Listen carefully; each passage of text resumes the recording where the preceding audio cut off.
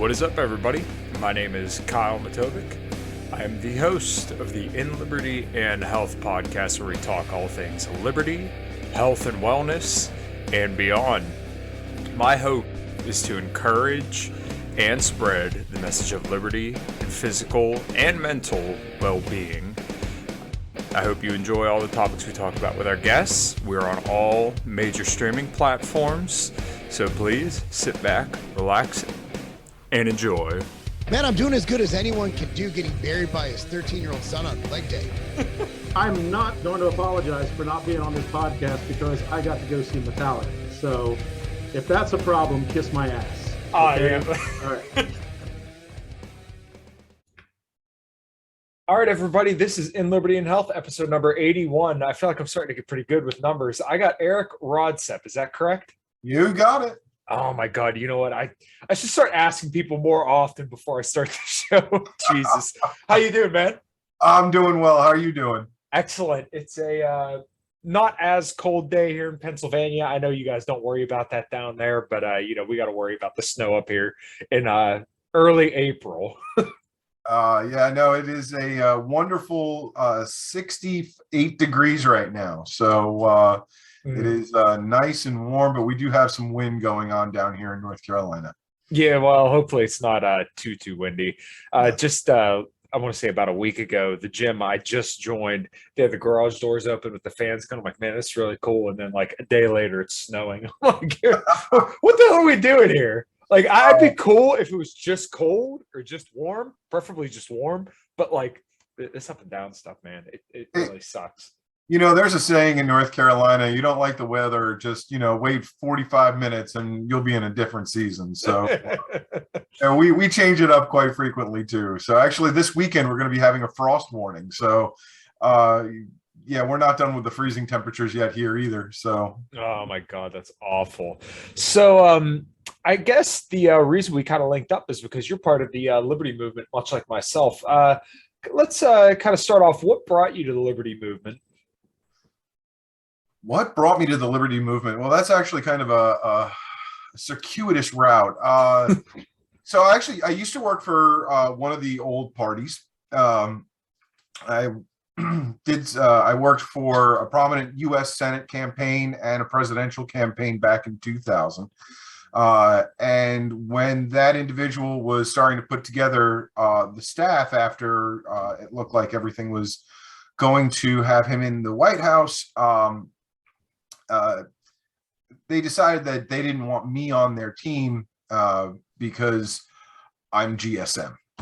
And the Christian Coalition was kind of pushing to make sure that I was not on the team. Mm-hmm. And I realized that I wasn't leaving the party was leaving me. It was an evolution, especially the fact that at the time I was living up in New York, and the Republican Party in New York was far more libertarian than the Republican Party anywhere else in the country already. So I was already quite liberty-minded. And that's when I started finding out about the Libertarian Party. And couple of years forward, I mean, I left the Republican Party. I became an unaffiliated voter. I even played around with being a Democrat for a short time and realized that their fiscal policy is just not my fiscal policy. And yeah, it was a tough shoe to put on. Yeah, that's like a staple of the Democrat platform, is to have the most. See how bad you can be on fiscal policy. And now, obviously, both parties are about the same at this point when it comes to fiscal policy. But like, I think that's a staple of being a Democrat, is having the worst fiscal policy in the world. So I'm sorry to interrupt. Oh no, you're fine. I mean, hey, I'm ardently Austrian an economist here. Mm-hmm. So I mean, yeah, that was a really hard shoe to put on. But I do love certain aspects of it. But it was it was not for me. And then I found the Libertarian movement, and I played around with it a little bit. I went to a couple of meetings up in New York, up in the Suffolk County area, but I didn't really become very active until I moved down to North Carolina, and that was back in 2007. I went to our state fair. I met up with Susan Hogarth and Barbara Howe, who's a very important libertarian here down in North Carolina. She's run for governor and Senate, and basically you name it, she's run for it. And they convinced me to start getting involved because I had political background experience. I've done legislative writing. I've done a lot of stuff. And the fact that I was liberty minded already, it was a perfect fit. So I started getting involved in North Carolina. Of course, once you start volunteering for the Libertarian Party, then it becomes part of your life. So so that's how I got involved in the Libertarian Party. Fast forward at that point 13 years, and I run for at large on the LNC. I've been serving in that capacity for the last 2 years, and now I'm running for vice chair. So it's a never-ending uphill climb, I guess. But it's been amazing.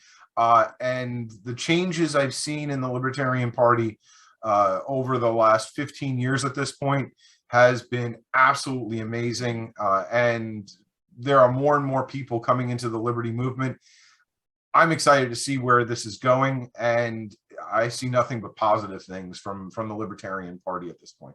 Absolutely. I agree completely. I am here in Pennsylvania, as I said earlier, and the LPPA convention was full of a lot of great people. And there are certain people who are perhaps frustrated with the direction the Libertarian Party is going in. And I understand that frustration slightly, but you delegitimize yourself when you storm out, throwing your middle finger up in the air and telling people to go fuck themselves and all this stuff like that. Because if you really feel that the party's worth fighting over and you're going to throw a temper tantrum over it, then maybe you should consider some of the tactics that these people that you don't like are doing and maybe bring more people in. Because honestly, and I don't know if you kept up with any of the drama in the recent days on Twitter, but there's a individual who I used to like, but he's kind of, I think, losing his mind a little bit. It's very unfortunate because it's like, I don't want these people to leave. I don't want there to be this divide. I think we are much stronger together if you're a good libertarian. Obviously, caveat that. We're much better together than we are apart. So I don't like seeing the division in the liberty movement. We should all be one force fighting forward. It's more important than just the party. It's about liberty. Exactly. I mean, I have a saying that I've said around the country many, many times, is that if you get 8 libertarians in a room, 6 of them will give you 12 different opinions, and 2 of them will ask if they're being detained. And and that's what it is. I mean, there are so many ways to interpret the liberty movement. We just need to become better at agreeing to disagree, Right. and realizing that there are still a vast majority of the goals that we all have in common, and work together on those goals. And when the divisions come up, then maybe we can have a little bit of a deeper conversation on which way to head. But there is fighting the omnipotent state in this country right now, there is so much to do, and we agree on so much. Let's work on that together and move forward the needle of liberty, because otherwise we're just spinning our wheels. Yeah, we don't really stand a chance if we don't kind of set aside the petty stuff. One thing that I really liked that you said there was kind of focusing on the common ground there. And I've become good friends with Reed Coverdale, and he kind of was how do I put this on? Somebody who was really pushing for liberty unity, right? So I consider myself more of like a socially conservative libertarian, right? So I am very vanilla, if you will, right? I like drinking a glass of whiskey, but I mean, I'm up at 4 o'clock in the morning. I come home to my fiance and our dogs. We're getting married in November. Congratulations. Thank you. I work a blue collar job. It's a very traditional life. And I think that's where I fit the best, right? Mm-hmm. And the best activism that I can do, I feel from a liberty standpoint, is by giving people like yourself and other liberty activists a platform, and also, helping out in my local affiliate. That's my best capacity. That's the best way I could serve. If we all kind of just shut up and stay in our lane in that kind of regard, and it's okay to like criticize the ideas, but understand where you're most useful and just thrive at that, we'd be much better off rather than arguing about if it's okay to remove people with the police at playgrounds or something like that. Like, this is dilatory BS that nobody cares about. It really is. I mean, I love the argument. the argument is wonderful because by having that type of impassioned conversation, our ideas and our skills of spreading liberty become better. Right. But there is a point where it becomes detrimental, and that's where we're at right now. Right. So we have to balance it. We have to find what level is beneficial and what level is detrimental. And we've tipped the scale a little bit too far. We need to work together, and that's the way to move the party forward. I mean, I like to consider myself a bridge builder. When I ran for the at-large position in Orlando 2 years ago, I was the first person ever to receive the nomination or endorsement of the Pragmatic, the Radical, and Mises caucus. Oh, okay. Because I work with people. Mm-hmm. I understand where you're coming from. I see that common ground, and I want to work with people. Now, in the last 2 years, I've become a monthly donor to Mises caucus, and I am a monthly donor to the Radical caucus as well. But I mean, yes, so I am a member of the Mises caucus. Look at what is being accomplished right now. It is phenomenal. I mean, if you look at membership is being driven. They're able to sell the message, and the message is important. That's where we need to go.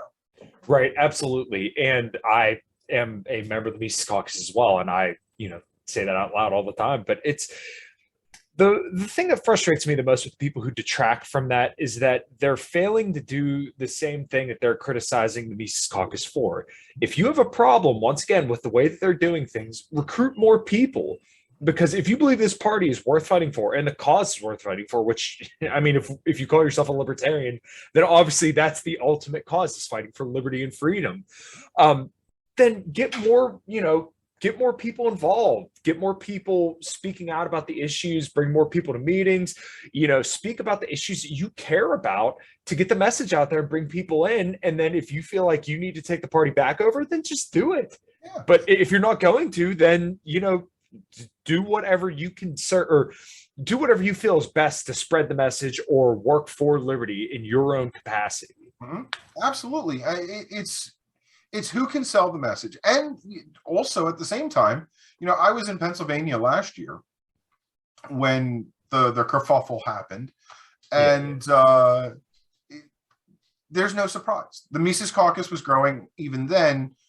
It didn't grow in time for that convention, but there was no surprise that the Mises caucus was going to come back the next year, bigger, stronger, and better. It gave them an entire year to put the rubber on the road and implement a similar growth pattern. It didn't happen. So, I get it. I understand there's hurt feelings. I don't want anyone to have hurt feelings. I want everyone to work together. But I mean, it isn't a them issue. It's all of us need to come together and make liberty happen. I mean, all of us look at the statements and principles in the party, and like I said before, ending the omnipotent state in our lifetime is everyone's goal in this party, and that's what we need to work towards. Right. And with the whole LPPA convention last year, there was a lack of preparation really on the Mises caucus's part. And some people may not like that I said that, but, there's that ridiculous bylaw where you have to be a member of the state or a member of the party for 6 months in order to vote. And I understand that they waived it every single year, but there wasn't an explanation on the Mises caucus part as far as I saw. They just kept saying, oh, well, it always gets waived. Probably should have went a little bit further and said, like, hey, it's possible that they may do something out of the ordinary and not waive this rule. And nobody was like bummed about it. I mean, yeah, there were angry people, but like, look what got accomplished regardless, without even us being in charge. We elected 176 people throughout the freaking state. Absolutely. I mean, it's beautiful. Yeah. I mean, I went to the Mises caucus rally afterwards that night, and you had Dave Smith talk, and you had a whole bunch of other people on the dais talking, and it was already talking about growth and development, and there was no, oh, how dare they? There was none of that. It was, okay, Where do we go now? How do we continue to develop? How do we continue to grow? And it wasn't just the Mises Caucus, it was the party that they were talking about. And that's the type of attitude, that's the type of growth that we need to have in the party. I understand there's an old guard mentality with some individuals. This is the way we've always done everything, but we are a small evolutionary organization. We have to be able to turn on a dime and become better than we've ever come before. And sometimes we have to let go of some of the old ideas of how to do things. As long as we never sacrifice our principles, we can move forward and drive forward liberty. And that's what it boils down to. Absolutely. So kind of touching back on where you started, you were in New York for a bit, correct? Yeah, I'm born and raised in New York. I moved down to North Carolina in 2007. That was probably the best move you could have made. Oh, it really was. It really was. I mean, the taxes that I've saved is like giving myself a $15,000-$20,000 pay increase right there. Jeez, good Lord. Yeah, the only thing I would kind of knock you on is not being able to help out Larry Sharpe, because Larry Sharpe is like one of the greatest human beings alive. Well, you know, I'm a supporter of his on Patreon. Oh, that's awesome. He's getting my money so he can accomplish the great things that Larry Sharpe does up and down New York and upstate, in the city and out on the island. So Larry Sharpe's amazing. Yeah, and I talk about him all the time, but he is probably one of the greatest libertarians alive right now. And it's not because he's partisan or anything like that. He just sincerely cares about the issues, and he'll do whatever he can to, make liberty win. And I have so much admiration for him, because he's one of the guys that kind of brought me into the libertarian movement. Initially back in like 2014, I want to say it was my brother kind of introduced me to him, Austin Peterson, even though he's no longer part of the Libertarian Party, and some other libertarian thinkers. But, he was kind of the ones that always stuck with me, and I've always been a huge, admirer of his. So kind of going back to the beginning, though, with the GOP in New York, did you kind of do anything with the GOP in New York? Yeah, I was involved, not so much on the state level. Well, I ran statewide campaigns, or I was on staff with statewide campaigns. Mm-hmm. But I was also very active within the Republican Party on Long Island, and did a lot. Worked heavily with Caesar Trunzo and a whole litany of individuals. Actually, that was I got my start there in 1996. Wow. Yeah, I mean that goes back a long time. So yeah, no, I mean it was a great place to cut my teeth and learn how the old parties do it. Obviously I don't agree with a lot of what they do, and I've evolved since then, politically and experientially.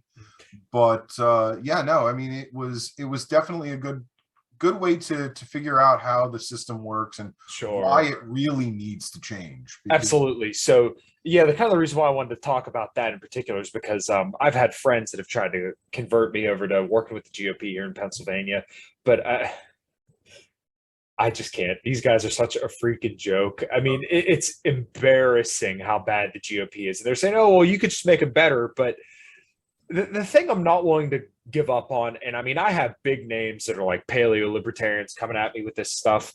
I'm not willing to give up the Libertarian Party, specifically here in Pennsylvania, because we have such a strong presence. I mean, Kate Crosby's a mayor. I know we have another mayor. My friend Nate Job had he had almost beat a 20-year incumbent mayor. He missed it by 10 votes, an incumbent. So why would I work with the GOP, who on one of their platforms wanted to raise the pay for election day workers, make election day a holiday, and persecute people who attack the police, persecute that as a hate crime, right? Like we need any more hate crimes.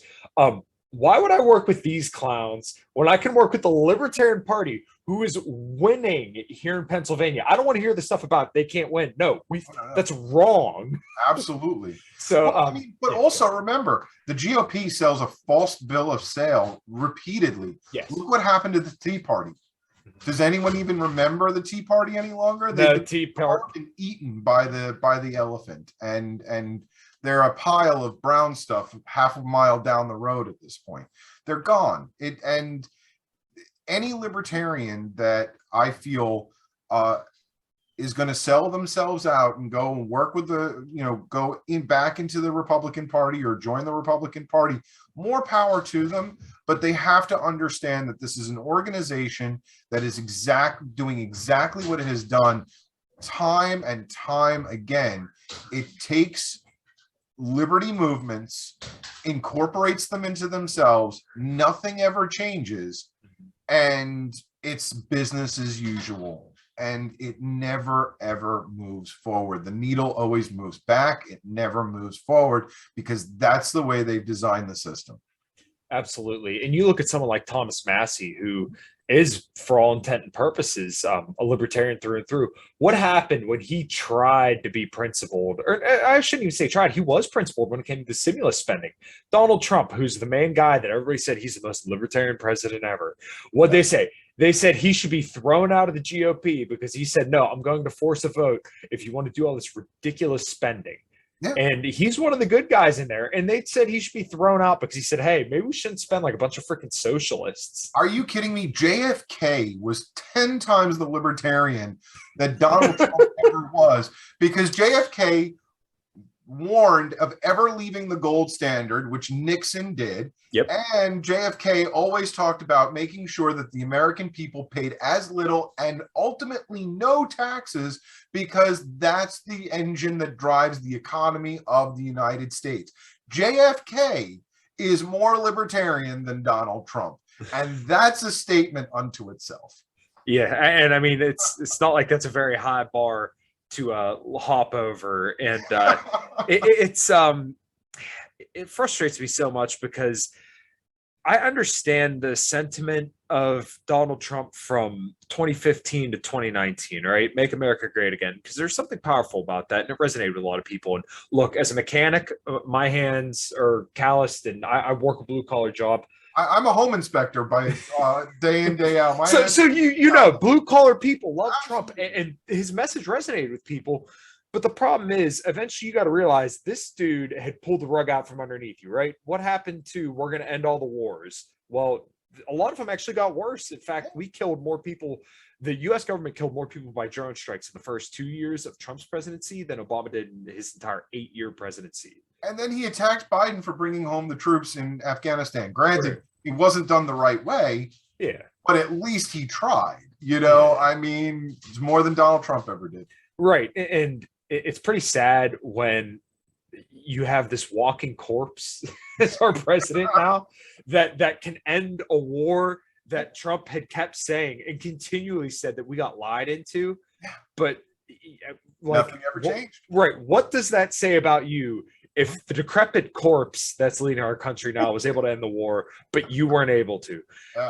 And people talk about the election fraud, and I think the election was rigged, but I don't think it was stolen, right? Where Democrats make districts so it's easier for them to mobilize voters and get votes, right? It's rigged in that regard. Republicans are too stupid to do anything in their favor like that. So, and then seeing Trump in 2020 trying to tell people that everything's so great, look at this economy I gave you, and people are locked in their homes, or they lost their businesses that they had for years and years and years. It's a slap in the face, especially for people my age, right? I'll be 28. People my age are saddled up with debt to their freaking eyeballs from school. And it's not his fault, right? I mean, it's the government's fault overall. And then you're telling them, oh, everything's great. Everything's great. We made America good. Let's keep America great. It's not great. Eventually you have to admit that. Yeah, no, it was a sham and a false bill of sale from the very beginning. It was a great story, but that's all it was. It was just a story. Yeah, absolutely. And then now as we're going forward, it's funny because Joe Biden is almost like the same kind of character, like 10 years older and a lot less enthusiastic, because he's trying to tell us that the economy is great. And it's like, okay, well, you know, I drive a Cobalt, right? I'm a lowbrow fucking dude. I have a manual transmission Cobalt with roll-up windows. The damn thing costs $50 to fill up, right? And I understand that's not entirely his fault either. There's plenty of other things that go into that, and some of it was 2020 where they arranged these gas deals, whatever. Like, I like to eat meat too, right? I eat lots of freaking steak. That shit's really expensive too. You can't tell me everything's great when the dollars that I had 2 years ago don't go anywhere near as far as they do now. Oh, so you could say, okay, we're trying to make things better, but don't tell me shit's great. Like you're gaslighting me. Yeah, exactly. It's there is nothing that's great. I mean, the real estate market is not healthy. The transportation network in our country is failing under the Department of Transportation and Department of Commerce. Education is failing under the Department of Education. Energy solutions are failing under the Department of Energy. Every single thing, the government has put its fingers in so many pots, and every single one of those pots is going boiling dry at this point. There's nothing left. Yeah. And that's a huge, huge problem. And we have to make sure that we start returning things back to free market. Now, you can't do it overnight because otherwise you're just going to, break the pot. But yeah, it's a problem, and we're slowly destroying America by ignoring the underlying cause and just looking at the surface reactions. And it's a huge, huge problem, and a big thing that the Libertarian Party needs to start talking about on a regular basis. We have to have real conversations, and we have to present it in such a way that Americans are going to listen to it. And that's a huge problem right now, because everyone's so entrenched in their own parties that they tune everyone else's noise and point fingers and yell fake news or Nazi or whatever, and nothing ever gets done any longer. It's absolutely detrimental to the future of this country. Absolutely. So I listened to you, I believe it was on Will or David Fight's show. And I kind of liked some of the stuff you were talking about when it came to making the LNC a little bit more clear in the duty of its members, if I recall correctly. So you're running for vice chair, correct? Correct. Yep. And you were endorsed by Angela McCardle, who I absolutely adore, and she's been on this show, and she's going to be returning in about a week or two. Yes. So can you kind of elaborate what the cluster is that is the LNC? Because as you kind of laid out, it doesn't seem very clear. Like, to anybody else looking out in, it doesn't seem like we can clearly define what, an at-large rep does versus the vice chair, secretary, treasurer, chair. You seem to want to make that a little bit more cohesive. So can you kind of elaborate on your plan there? And Sure. Obviously your duties as vice chair. Absolutely. And I have a complete strategic plan. If you go to my Facebook page or Twitter page, there are links to my strategic plan that'll go really in depth into this. However, we need to start looking at the free market and finding the solutions to make our party work better. So I kind of took a page from Fortune 500 companies where the CEO is outward facing, determining the overall message and reaching out to new customers and pushing the brand forward. The chief operating officer, or the COO, is really what we would have as a vice chair. They're making sure that they look inward. They're looking at the operational aspects of it. Now, the way everything is worded right now is that the vice chair is there to assist the chair in whatever duties that they need. So every single term, that set of duties can be completely different. And it doesn't help anything because there's no consistency in the position. It's like if all of a sudden you walked into a business and said, well, your boss is really good at X, so you're going to do Y. Then a couple of weeks later, your boss does something else or goes to a different company. And now all of a sudden you have a new boss but they're really good at Y. Now all of a sudden you've got two people doing Y, and then now you're thrown into the weeds because there's nobody doing X, or you have to all of a sudden learn how to do X, and you're still screwed. So it's really, really difficult. And if we had clearly defined roles for chair, vice chair, treasurer, we already have pretty defined roles for secretary. It's the one exception to everything, because Robert's rules is very clear about what a secretary is, does, and should do.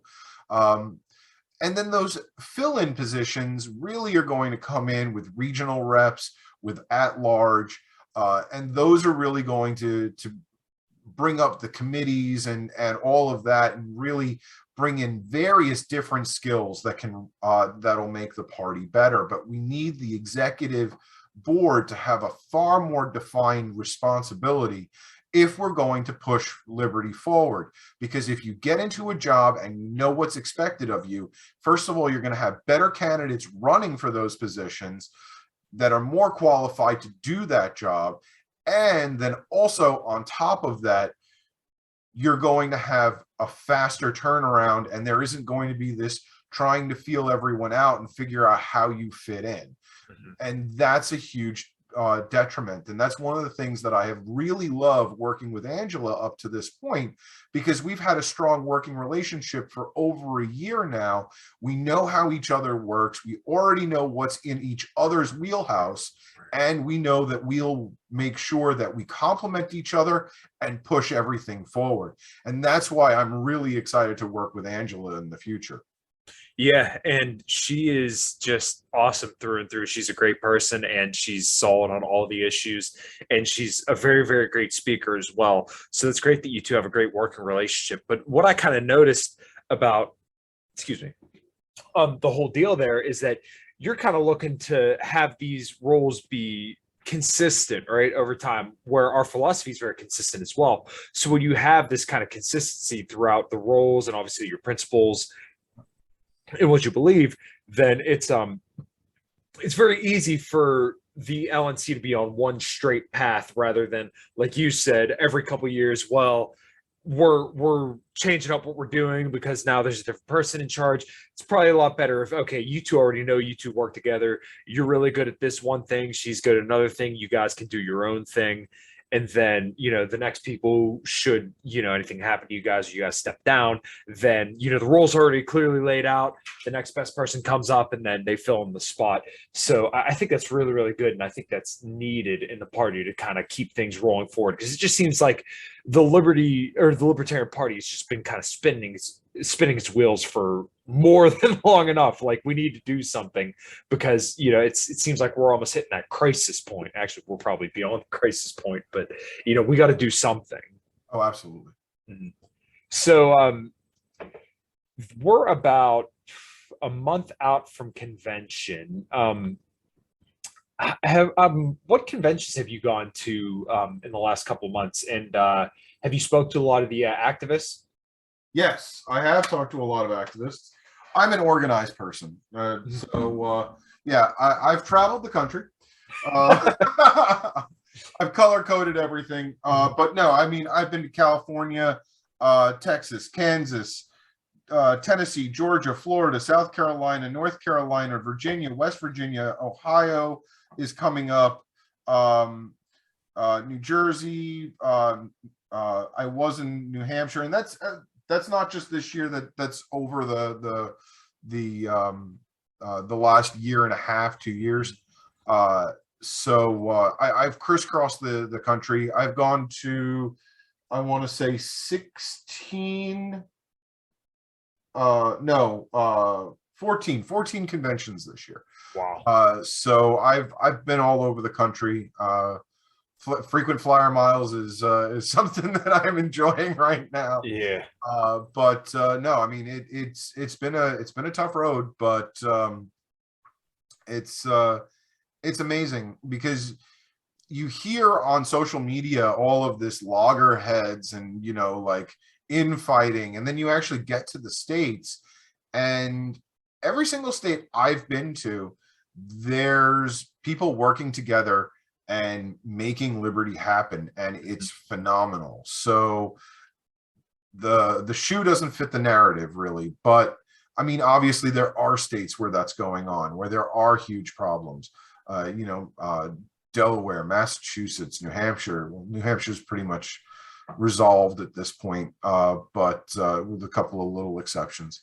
No, I mean, there's a lot to still do. There are some touch points, but overall, the vast majority of states, everyone's working together. They're driving forward, and it's starting to click. I mean, yeah, okay. There's a lot of loggerhead in Pennsylvania, but you're still driving forward. You're still having success.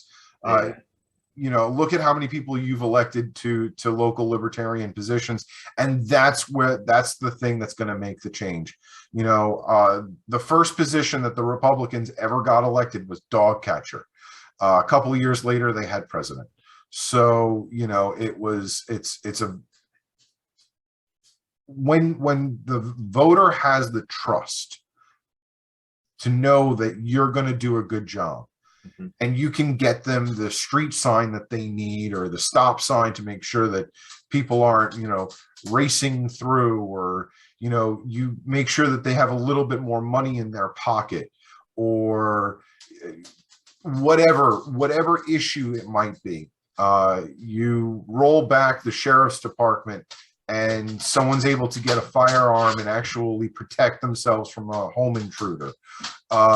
Whatever it might be, and you've now earned the trust of the people, we'll be in the White House in no time flat. I mean, that's one of the things in North Carolina we say all the time: all politics is local. And that's exactly what it is.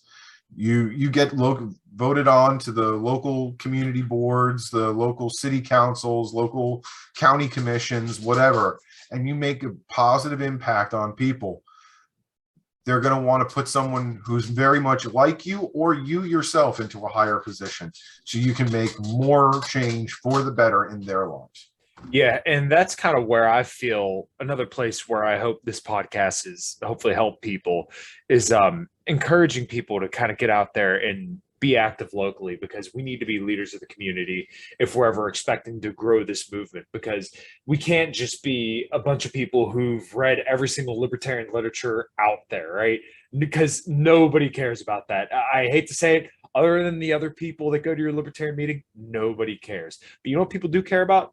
Things like you said, their roads, their taxes, whether or not they can enjoy certain things in the peace and quiet of their own home. Those things matter to people. So two of my friends, Tommy Sammons and Jeremy Todd, always talk about this quote from Carnegie, and they say, people don't care how much you know until they know how much you care. And I think that's hugely important. So in order for us to really grow the movement, in my opinion, we need to not only let people know that we care, but we also need to be people who are worthy of, giving off influence, because we need people aren't just going to invest in the ideas just because we present them a certain way, right? We have to be people worthy of that influence. Absolutely. If you're a business owner, join your local commerce department, or your local business organization. If you are involved in civics, join one of your other local organizations, either the Lions or the Rotary or whatever. Get involved in your community. It'll be amazing that when or if you decide to run for office, those types of connections and those relationships that you build in those early stages are going to make your run that much more powerful. So you're absolutely right, 100%, that we need to be involved in our communities, and then our communities will thank us by putting us into office. Absolutely. And I always kind of think back to Ron Paul on this, is that think about what he did. He had birthed so many thousands of babies around his district in Texas. Yeah. Do you think they ever would have voted him out? And he never voted for a tax increase. I mean, there's something really to be said about somebody who stood on principle as much as him, Yep. and also had been such a, key part in a community. And I think that's where all libertarians need to take a note. It's Yep. not just the fact that he was principled and solid on everything, but the fact that people knew him and people loved him. Yep. And I think a lot of people miss that when they look at the phenomena that was the Ron Paul Revolution and his, Congress, or his presence within the Congress. Is just the fact that his district loved him so much because, once again, he raised all these people. And I think that's how we sustain freedom over the long term, is to have families, cultures, societies, communities that are rooted in these beliefs that we all share.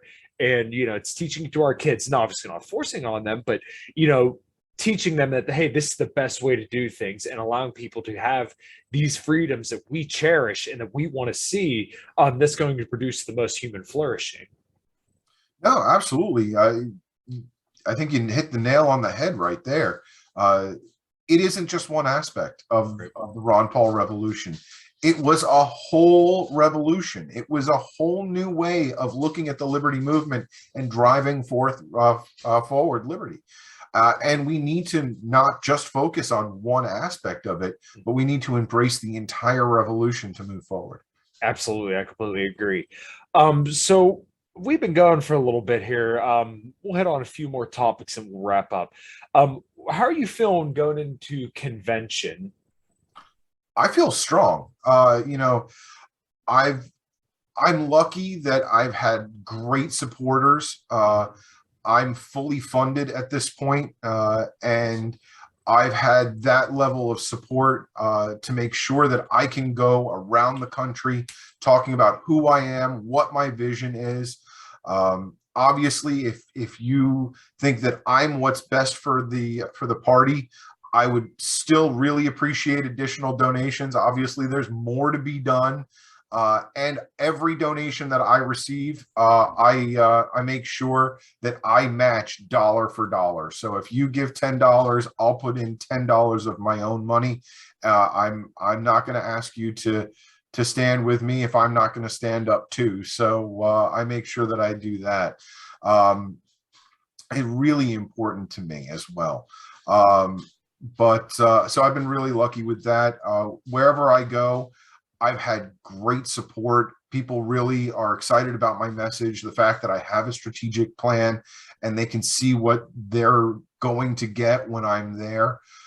So that type of support, that type of acceptance and excitement about the future of the Libertarian Party, I think is really great.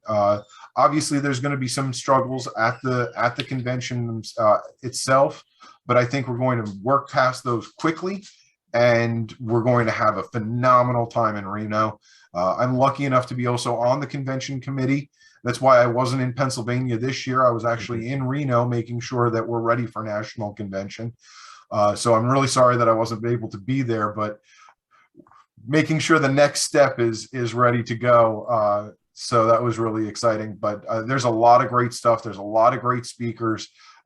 And a lot of exciting stuff that's going to be happening in Reno. So I'm really excited, not just for the convention itself, but everyone who's delegates to be there, working together and pushing forward liberty. And hopefully, I'm confident that I'll be the next vice chair of the party. So a lot of great stuff there. Awesome, yeah.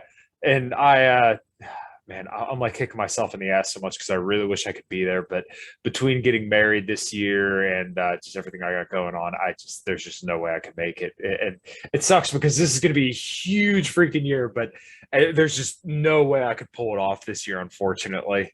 Well, in 2 years from now, it's in Washington, D.C. I hope to see you there. So absolutely. Well, if you're in Pennsylvania, then I'll definitely be at the next convention. Okay, I will definitely. I should be at the next Pennsylvania convention as long as it's not the North Carolina convention the same weekend. Right, hopefully not. So I got 3 questions I ask every guest before we get out of here. So we'll start off with the first one. Erik, what does liberty look like to you? Liberty is the ability to do what you want to do and what's right for you in your life. No ability to have anyone judge you for that. It is your life, and you are the master of your ship and the captain of your future.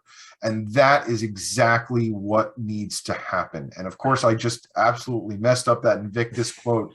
But so reverse that. You are the captain of your ship and the master of your fate.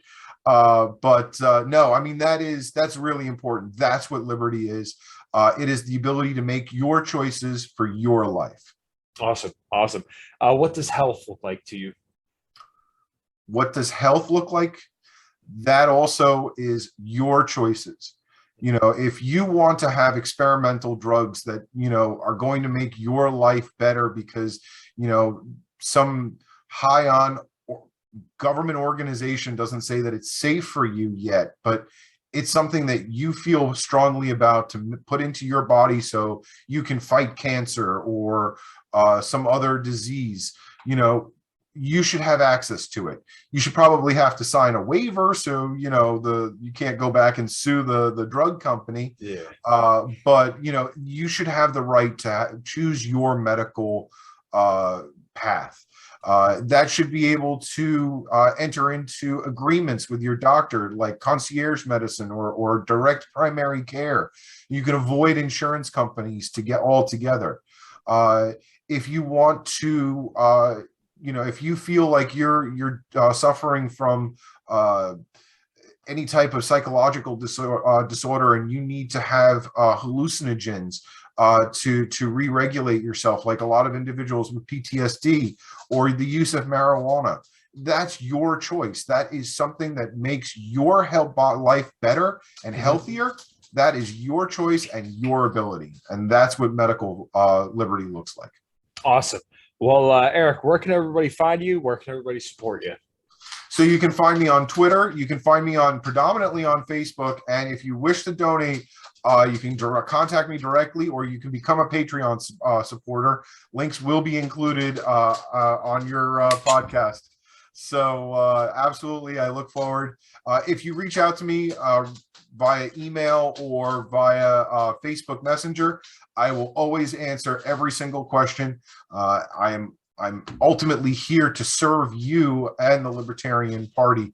Our membership is key. It is what makes up the Libertarian Party. And if you ask me the question, I will definitely give you the time and the respect to answer that question.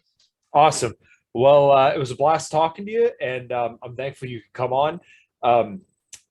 I guess that wraps it up, man. Awesome. Thank you for having me. And it has been an absolute joy to be on this discussion with you today. Of course. All right, everybody. Until next time.